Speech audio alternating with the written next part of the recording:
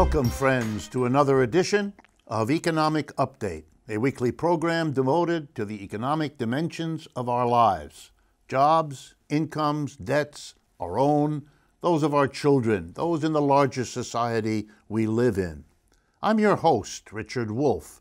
I've been a professor of economics all my adult life, and I hope that has prepared me well to present these weekly updates to get an idea of what's going on in the economy around us. I begin one more time with the Uber Corporation. I talk about them because it's important to understand that the so-called gig economy or the so-called startup economy has another side to it which their publicity hides, but which it's important to understand. First, the stark facts that were recently released.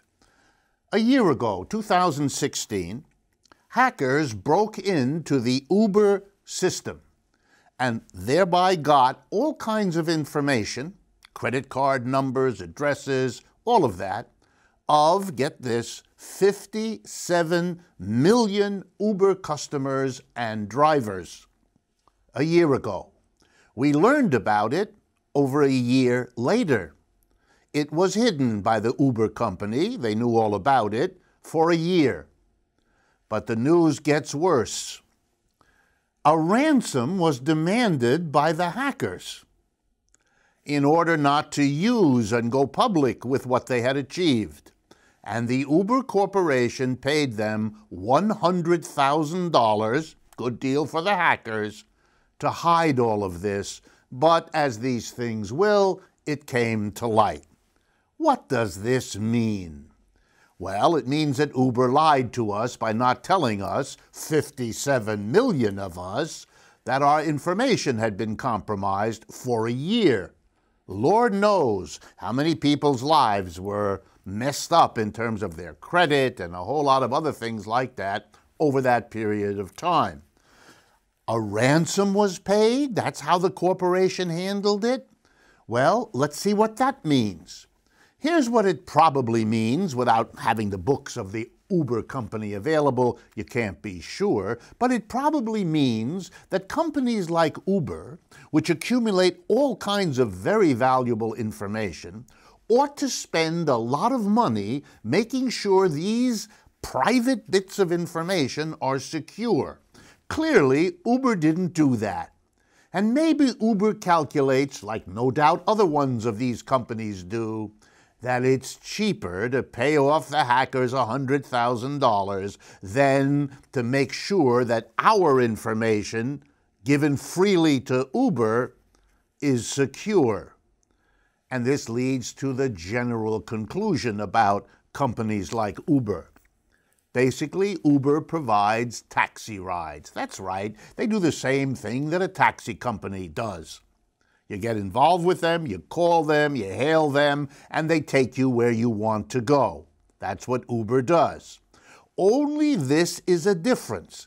Years ago, when taxi rides began, and people discovered that the taxi might not be safe, might not be maintained correctly, might not have the adequate insurance it needs, we discovered that the private taxi company would shave the corners to make more money. And so to protect the public, we instituted commissions. And the commissions made the taxi companies take the necessary precautions.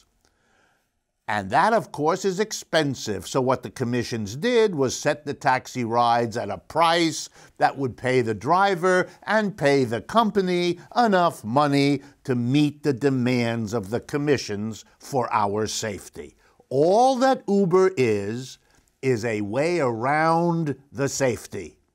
And thereby they can compete with taxis because they don't have to maintain the safety, they don't have to maintain the vetting of the driver, they don't have to maintain the insurances that a regular taxi company has, so they could make more profits, which they did. And we pay the price. You know how? The drivers aren't as good, the insurance isn't as good, the maintenance isn't as good, and now we discover that the security of our information isn't very good. Taxi companies didn't accumulate that information. We didn't have to be protected. Now we discover, like with taxis, we need a commission to oversee this company because in its drive for profits, it sacrifices the public. And that's a problem with a capitalist system where profit is the bottom line, not serving the customer. That's only the means to get the bottom line up there, and we can see what that means. My next update has to do with sugar. Sugar is a crucial item in the diet of the United States and of many other countries. Sugar producers, that is the capitalist companies that raise, process, package, and all the rest, sugar, have an association, like all industry groups. It's called the Sugar Research Foundation. It turns out, in an article published in the academic or scientific journal PLOS Biology, November 21st of this year, they reported on research of 3 professors at the University of California in San Francisco that back in the 1960s, the Sugar Research Foundation sponsored some scientific research to look into the question, what is the relationship between sugar consumption on the one hand, heart disease, and bladder cancer on the other? And when that research began to suggest to scientists that there was a connection that would be important to let everybody know about, the Sugar Research Foundation abruptly stopped the research, stopped the funding of the research, and so in the intervening half a century, we have been kept in the dark about that potentially crucial research, obviously because it was not in the interest of the sugar businesses to rescue us from what they were doing and making profits. It's another sign of the danger of putting the food production of our society in the hands of companies whose first objective is profits, not the safety or nutritional value of what they produce. My third update today has to do, this will come as a big surprise, with President Donald Trump. I know you perhaps have already heard enough or more than enough about what he's doing, but this is something you may not have heard about. You know, in the past, politicians knew it was appropriate to keep a certain distance between themselves as political office holders and business interests about making money. With Mr. Trump, the notion of keeping a distance has disappeared. And in a way, that's very helpful because you can see what was kind of hidden before, nice and clearly presented to you. So I'm going to go through 5 recent business activities that Mr. Trump has been involved in because I think it's an important part of understanding what the leadership of this country now involves. Number 1. In New York City, there is a Trump Soho Hotel in Lower Manhattan. It is having a hard time.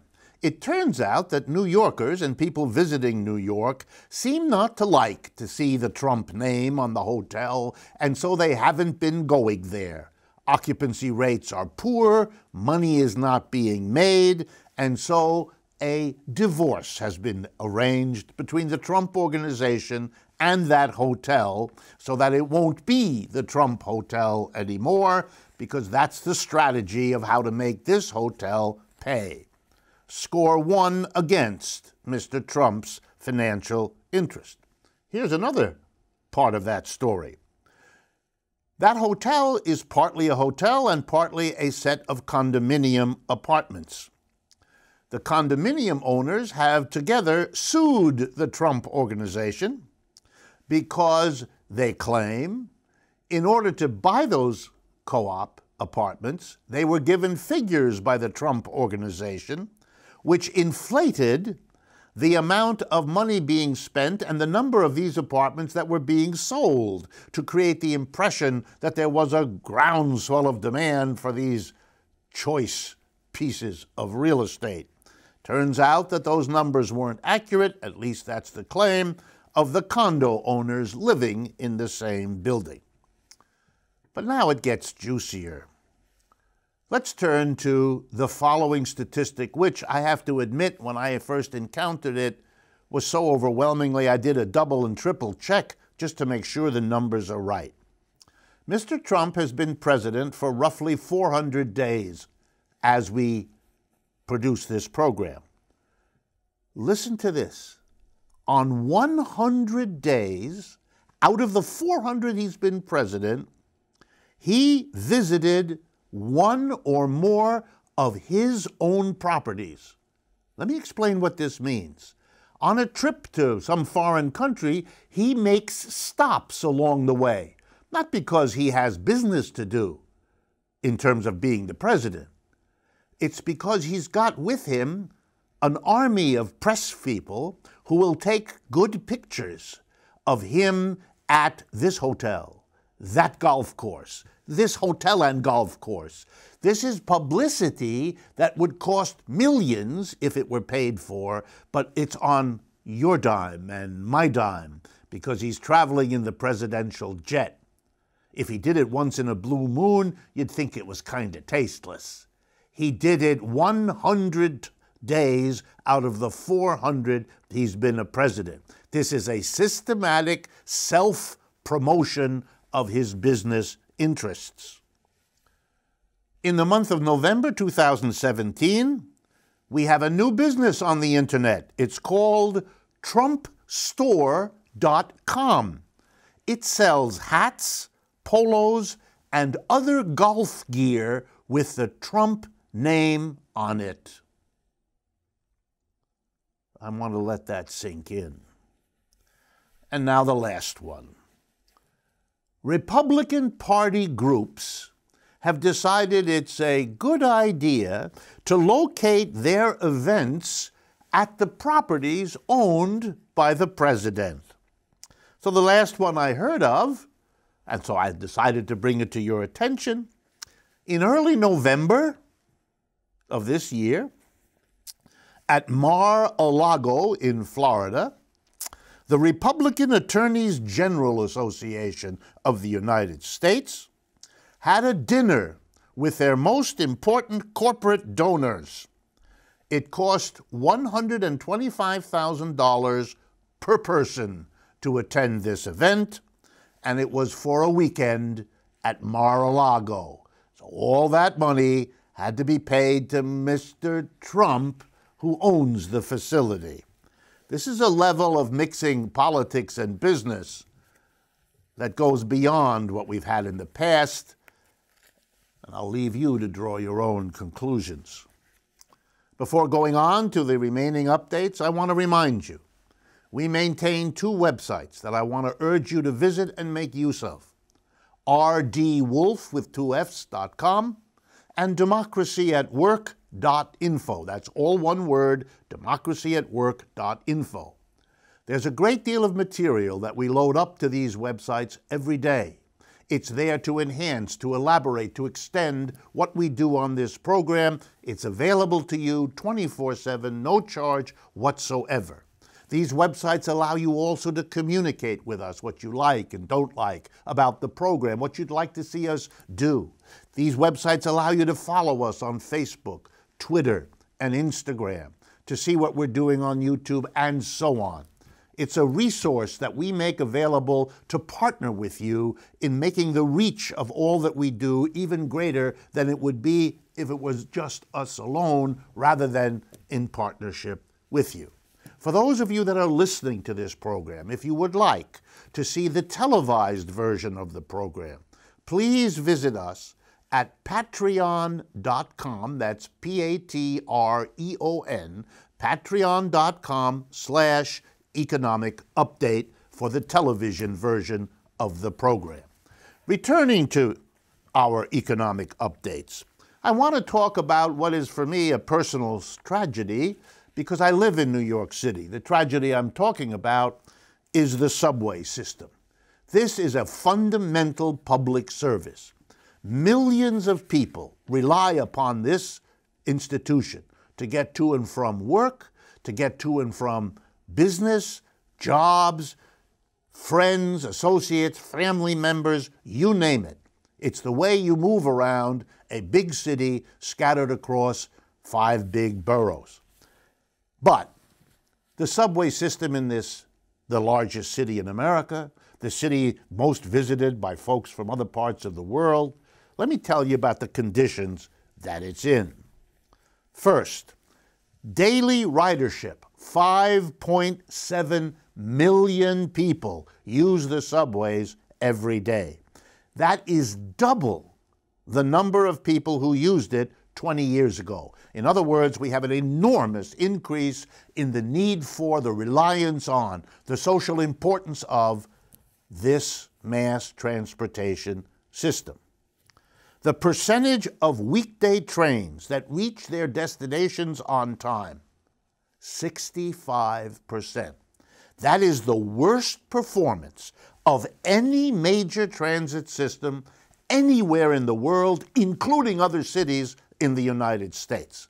There are many transportation subway systems around the world that have records in the high 90% of on-time performance. There is no excuse, no necessity for this dereliction of service to the public. The amount of money that the MTA, that's the authority that funds the subways, gave to the subways this year is $250 million. In 1990, that's 27 years ago, it gave the authority, in today's dollars, $1 billion. So let me make it clear to you. We've doubled the number of people that use the subway, and we've reduced by 75% the amount of actual purchasing power dollars we've given them. So there's no mystery about why the subways are late. There's no mystery, for those of you that are not familiar with the New York subway system, no mystery about the fact that there are rats, that it is dirty beyond all words, that it is noisy, that the bathrooms are not, you cannot even think about going in there. They're locked anyway because nobody does. On and on and on. What a travesty. And it makes a mockery of efficiency, that word used to describe American capitalism. There's no efficiency here. Millions of hours of work time are lost by people who are stuck on slow trains or don't get to work at all. Where's that accounted for? Nowhere. And here's the reason. Politicians don't spend the money to maintain this subway. And why not? Because if they maintained the subway, they'd have to get the money by raising taxes. They dare not do it to the corporations and the rich because they threaten to support politicians against the ones who might do this, politicians who won't do it. So the politicians in office are afraid to tax corporations and the rich. And likewise, they're afraid to tax the mass of people who already spend too much money on the subway ride, who are already taxed beyond what they can care for and tolerate, and they're afraid of losing their votes. So the way the politicians work in this crazy system is by not taxing the money and therefore saving by not maintaining the quality and the efficiency of the subway system. They hope they can get through 4 years on the commission, go on to a higher political office, and let the declining subway become the next politician's headache. That's not a problem of these individuals. That's a problem of a system that works this way. This is a crazy way to function. It isn't efficient, it isn't appropriate, it isn't fair.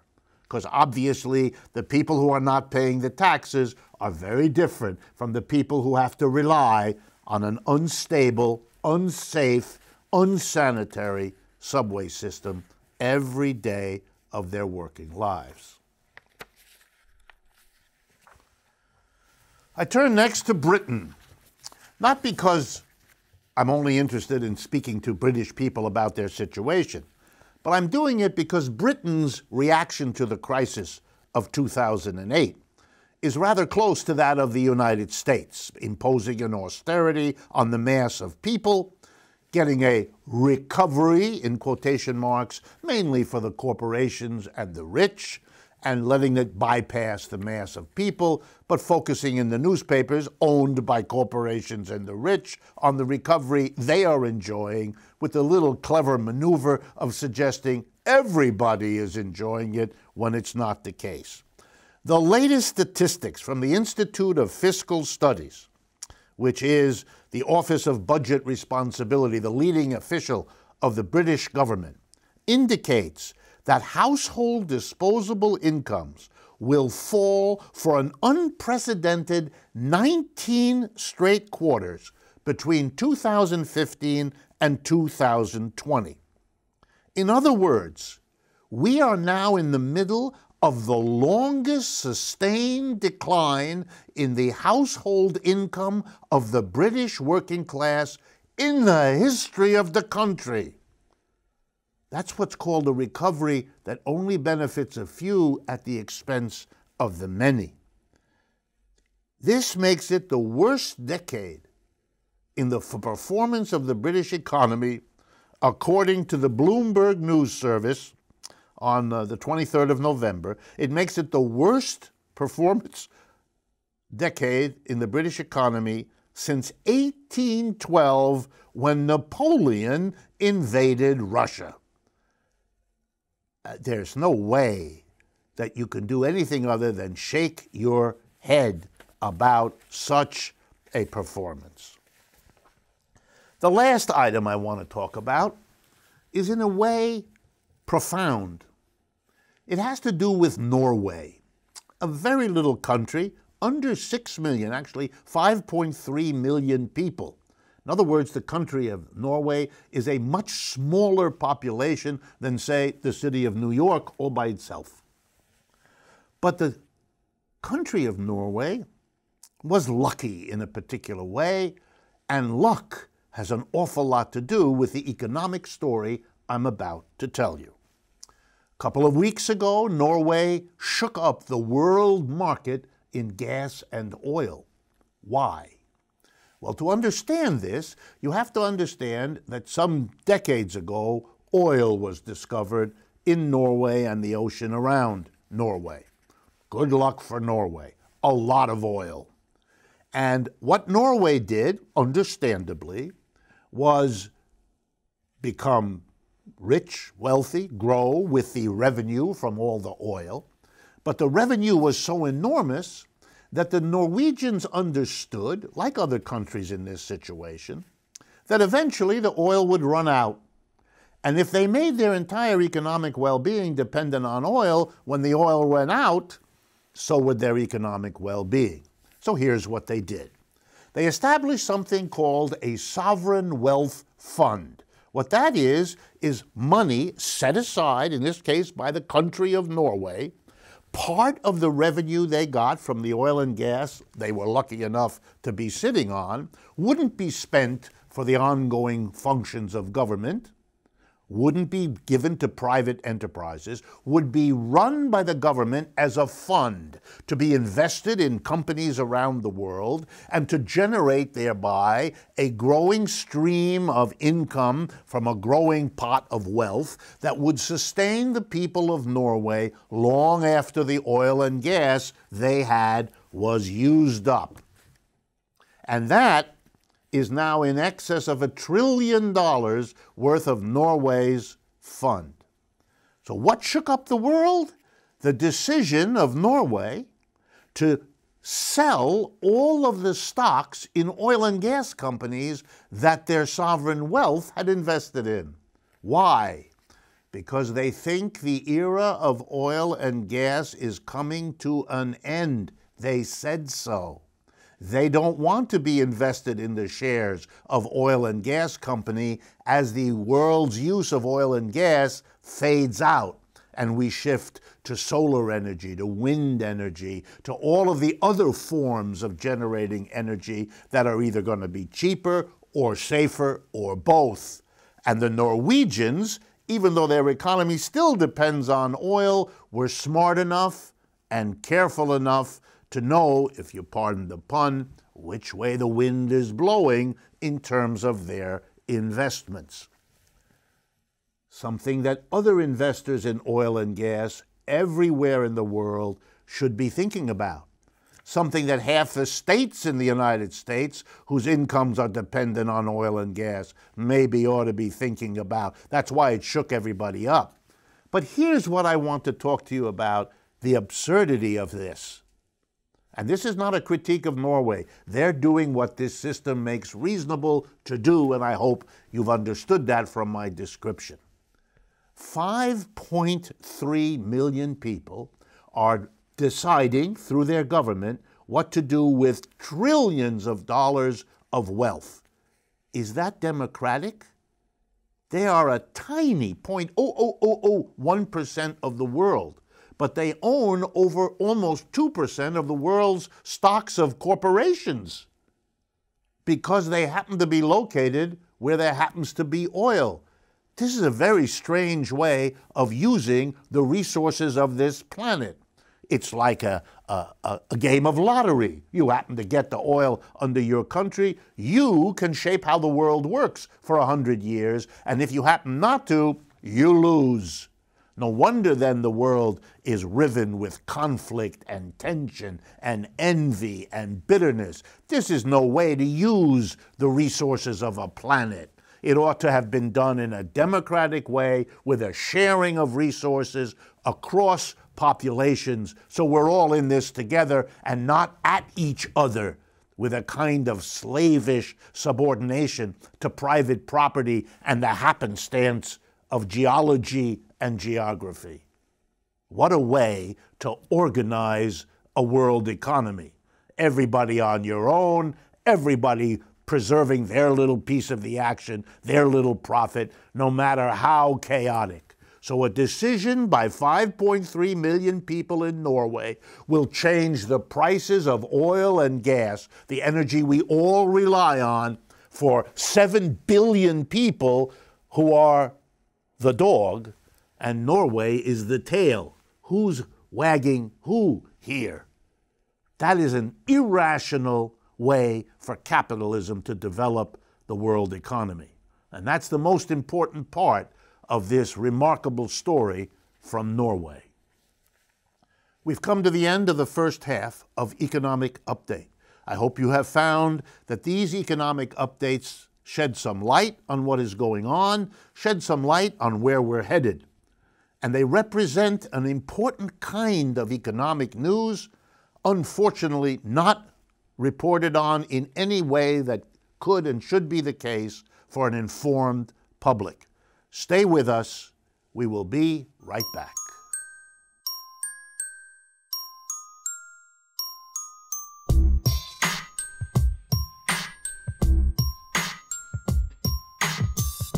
Welcome back, friends, to the second half of Economic Update for today.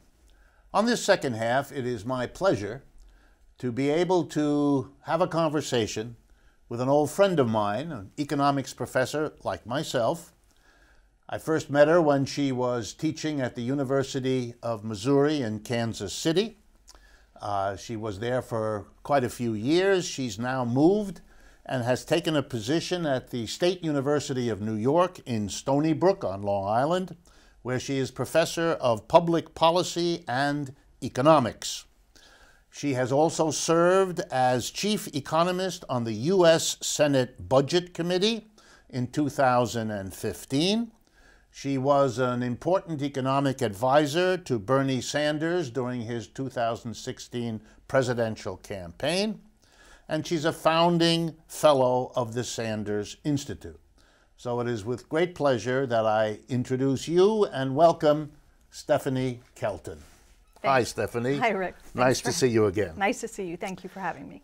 Let's talk a little bit about one or the other of your many hats that you have worn. As a former advisor to Bernie Sanders, someone who is of great interest to the audience that we reach, I was wondering how, after a good year of this current administration, the Trump administration, how folks around Bernie, but you in particular, how you assess what you were trying to accomplish in the Bernie campaign with what has happened. Have your fears been recognized? Have you been surprised? In terms particularly of the economy, which you and I study, what's your reaction a year in? Well, let's start with the reaction to the economy, I guess. I'm not terribly surprised, to be honest, in terms of, what the economy's been doing. It's been sort of slogging along at a kind of anemic pace for most of the recovery. So 9 now going on 10 years.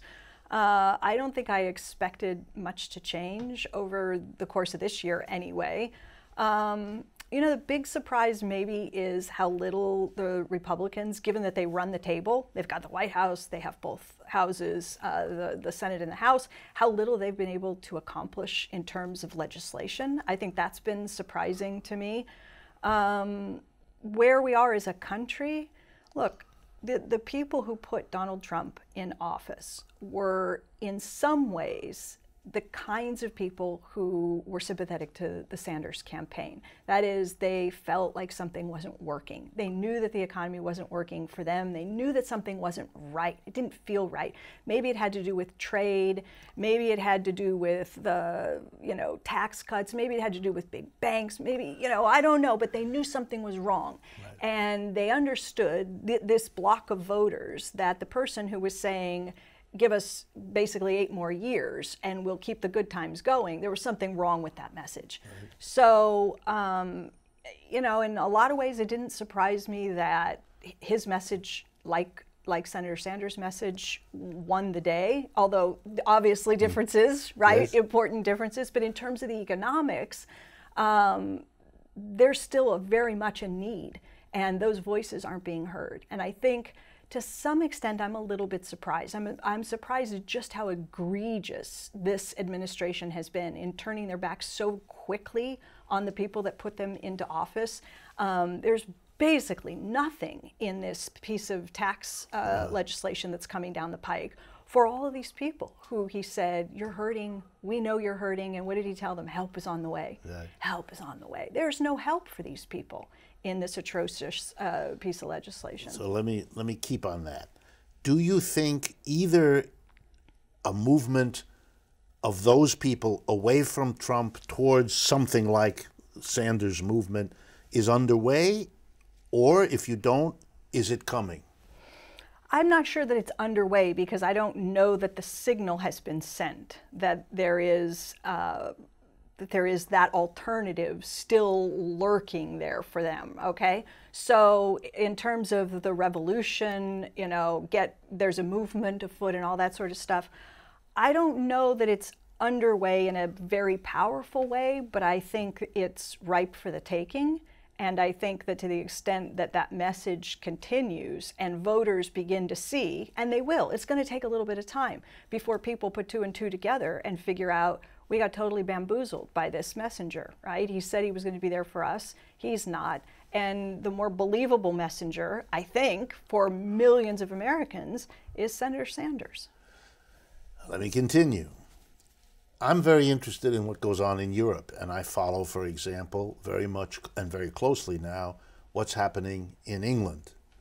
In England, you have a figure who many have compared to Bernie, namely Jeremy Corbyn, who has gone from a marginalized, disrespected, almost laughable person, not taken seriously, to now, in most polls in England, is going to be the next prime minister of the country. And this morning, a major New York bank has predicted for the first time that there will be an election in 2018 in Britain. There doesn't have to be, but they think there will be because of the Brexit chaos.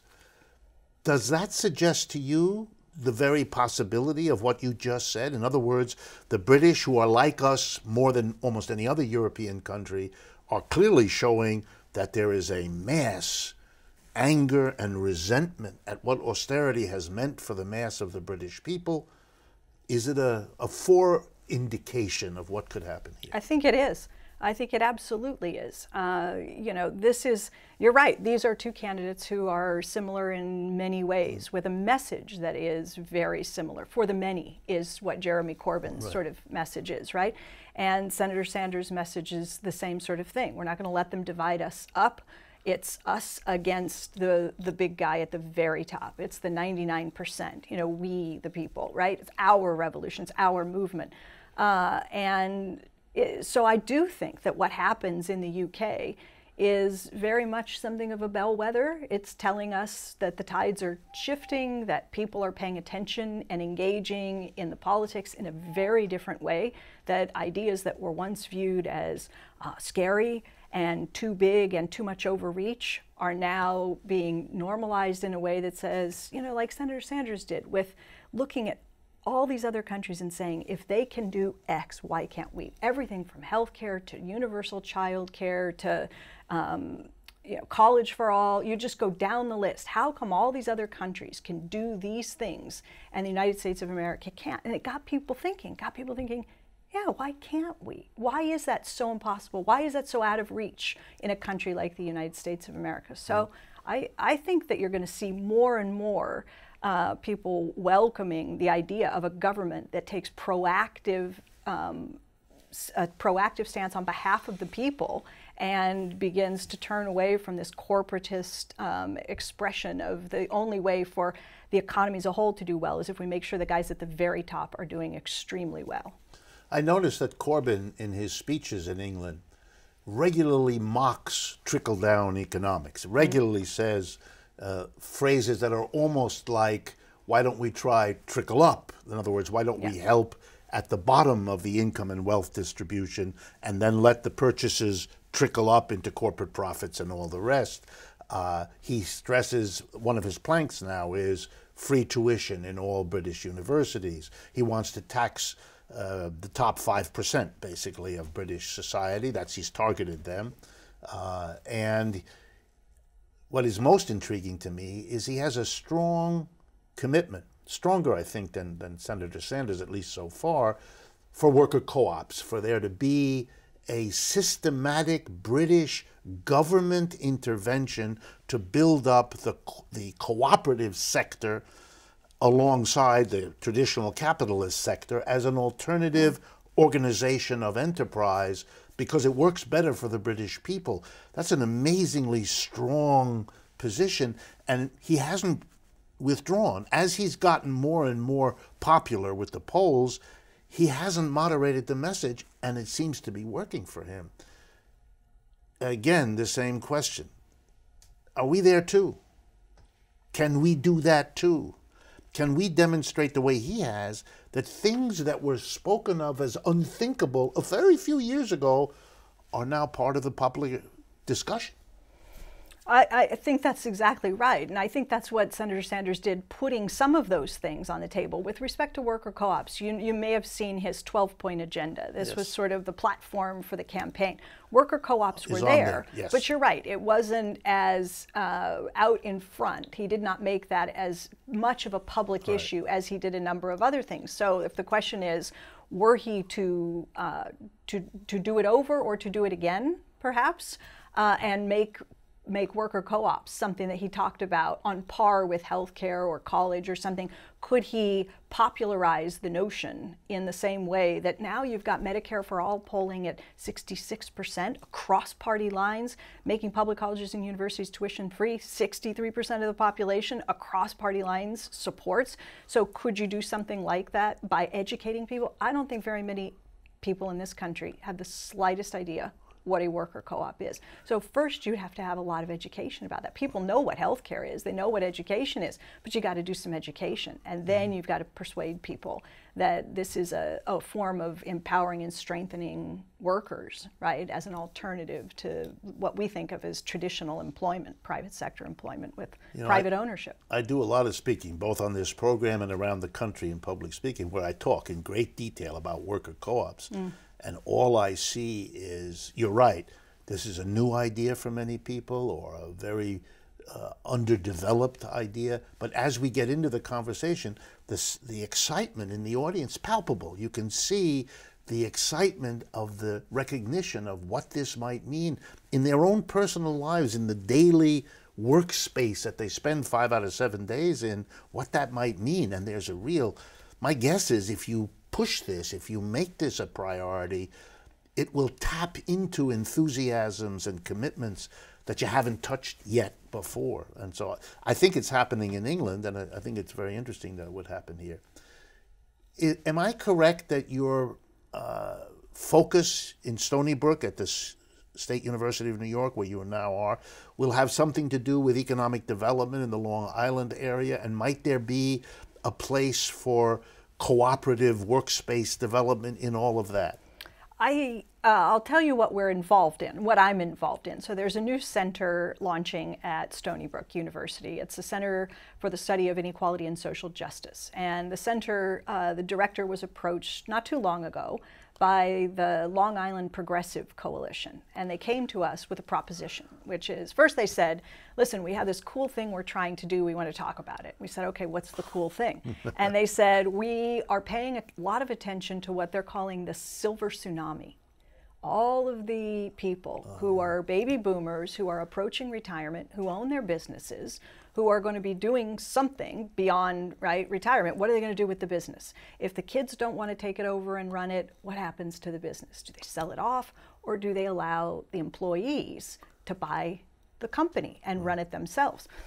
And so what they're trying to do is figure out just how big an opportunity there is on Long Island. How many of these potential, silver tsunami individuals could we go after and educate them? Because most of them have never thought about the possibility of leaving the business to their employees.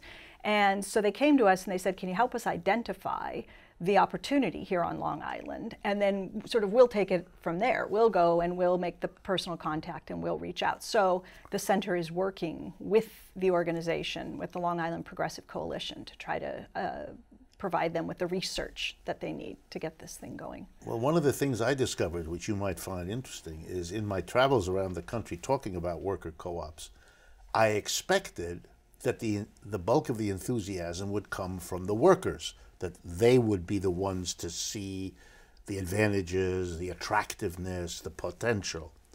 And I have gotten a lot of that. But what surprised me was that at least an equal number of people following up with me were the employers, the owners of businesses in the range of 50 to, say, 300 employees, sort of medium-level companies, who were exactly what you described.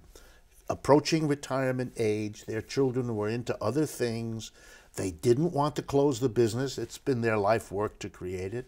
They didn't want to sell it to another company, because for all they know, that would leave their workers, whom they know personally and have accumulated over a lifetime, leave them in the lurch. They didn't want to go public and become a share company for the same basic reason. They didn't know what to do, and for them, the idea they could sell it to their workers, that would keep the jobs, that would keep the revenue flowing to the local community, they were excited. So I think that the potential for what you may have in Long Island is enormous if you can find it and tap it. That's what their argument is, and they're working already with some business owners who've decided to go this route.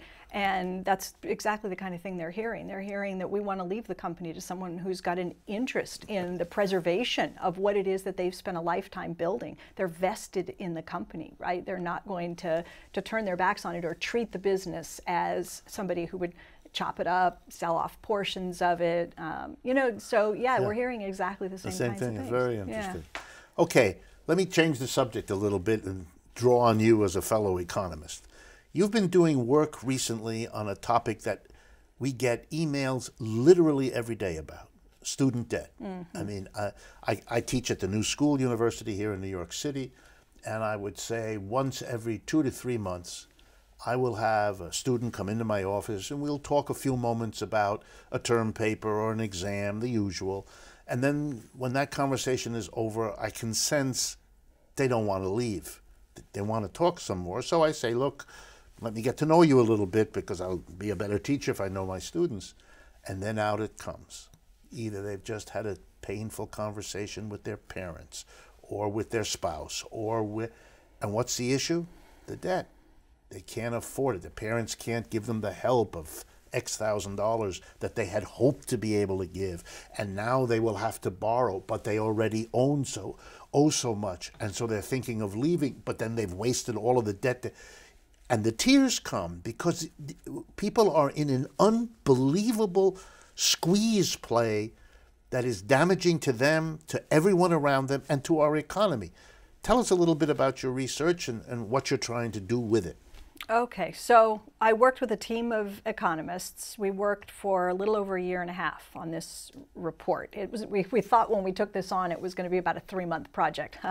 So a year and a half in, like that, yes. This is a massive report. It's going to be released the first week of December by the Levy Economics Institute. And so we asked a question, which was just a hypothetical, right? The hypothetical was, what would happen if we just canceled all of the outstanding student loan debt? And we're talking about nearly 1.4 trillion no, it surpassed credit cards. Bigger than credit card debt. And you're right, it touches more than 44 million lives directly, people who have student loan debt today. But it also indirectly touches, as you said, the family members and the loved ones, spouses and so forth of all these people. So this is a huge, huge issue. So as a hypothetical, we said, what would happen if we just canceled all of it? So a couple of things happen right away. One is there's this big wealth effect, right? If you take away a liability from 44 million people's balance sheets and say you don't owe that anymore, their net worth automatically increases. So you get a $1.4 trillion increase in wealth in this country. And then another thing that happens is there's an income effect, which is to say all of these people who currently take out their checkbook every month and write a check to service their student loan debt don't have to do that any longer. So now instead of writing a $350, let's say, a month check to pay your student loans, you can do something else with that $350 million. Right? Go shopping. Maybe you buy a car. Maybe you save some money. Right. Maybe you pay back your parents because they helped you out and it was a loan, right, from them or something. So you imagine that doing something like this would have a pretty big economic stimulus effect. And so that's what our paper does. We ran a couple of different models. We worked with Mark Zandi and his staff at Moody's. They graciously allowed us to use the Zandi model to do some runs. And we used another big, large-scale macro model called the FAIR model. And the results will be published. I probably shouldn't give away too much until the report is published. But you know, the average person could probably tell you what the results show, which is that the economy would enjoy a pretty significant boost if we were to lift this blanket, get people out of this debt trap, and take this big wet blanket off of the economy in the form of student loan debt. I've always been struck in discussing student loans by the fact that there are, I believe it's now 6 European countries that have canceled all tuition, including Germany. As we said, Corbyn in England is committed to doing that were he to become the next leader there. So it's almost as if other capitalist countries are going in the opposite direction of what we are doing. They are not loading up their young people with this debt or reacting to what they've done, which is less than here, by going back and saying that's a mistake. We should never have done it. Let's undo it. Right. It's extraordinary. They are learning much faster than we are. For those countries, like you mentioned, Germany. Germany was tuition free. And then they began to move toward this other model where they said, we're going to start charging people tuition.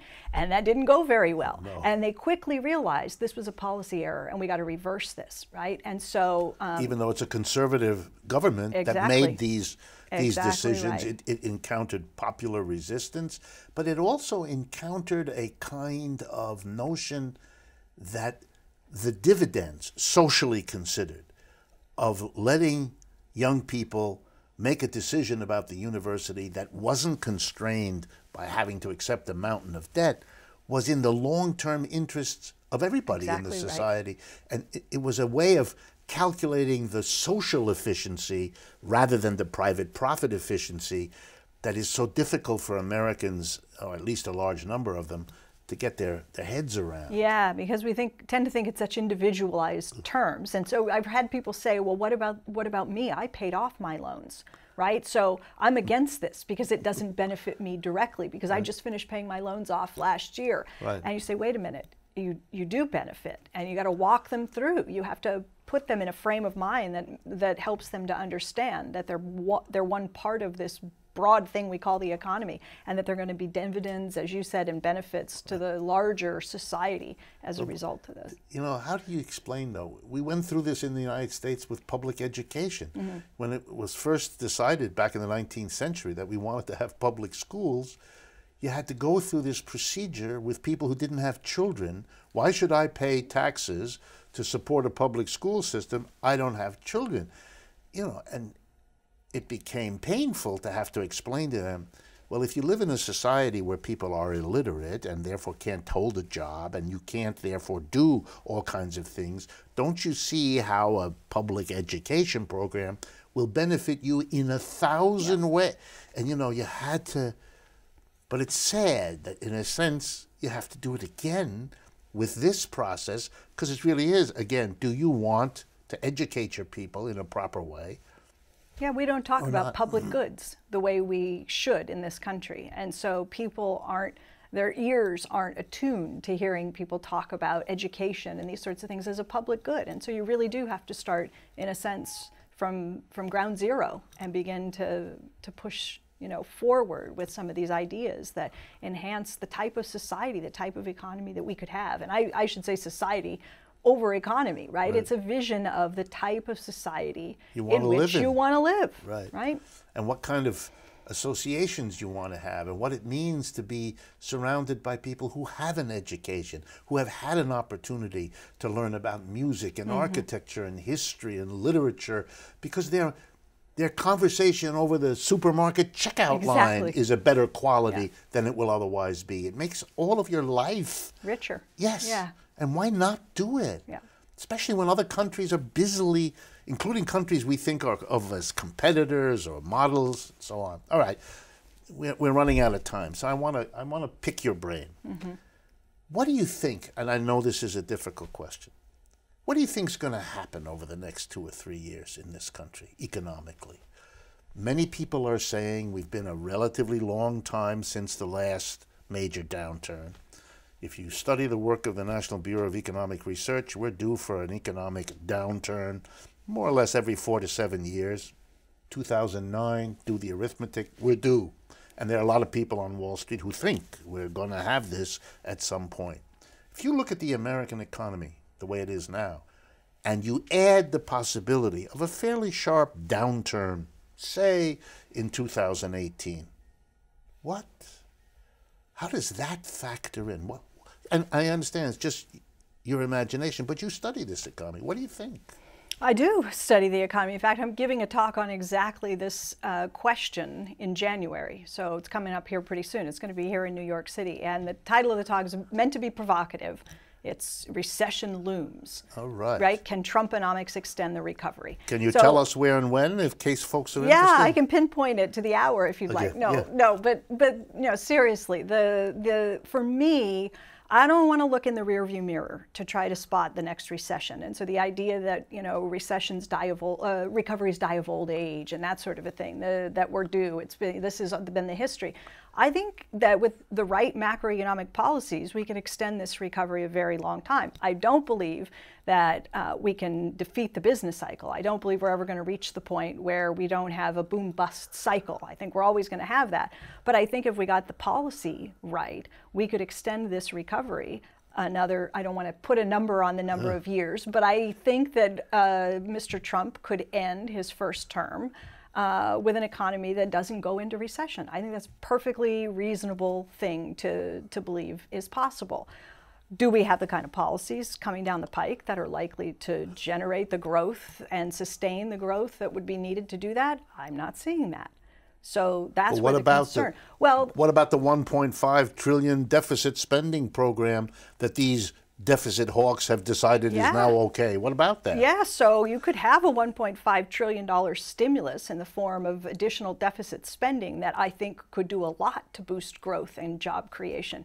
But the way that they're going about increasing the deficit is with a few spending cuts, but mostly it's big tax cuts. And it's mostly big tax cuts that go to those people who aren't going to turn around and spend any of the windfall gains. So you give these huge tax cuts to people who can already afford all the Ferraris, all the yachts, everything that they could possibly want to buy, and then you give them even more money, and what do? They stash it in their offshore accounts, they buy, you know, some fine bourbon or some artwork, or they make investments in the stock market or something. These are not the kind of things that are going to boost the economy and create jobs. I think the Republicans know that.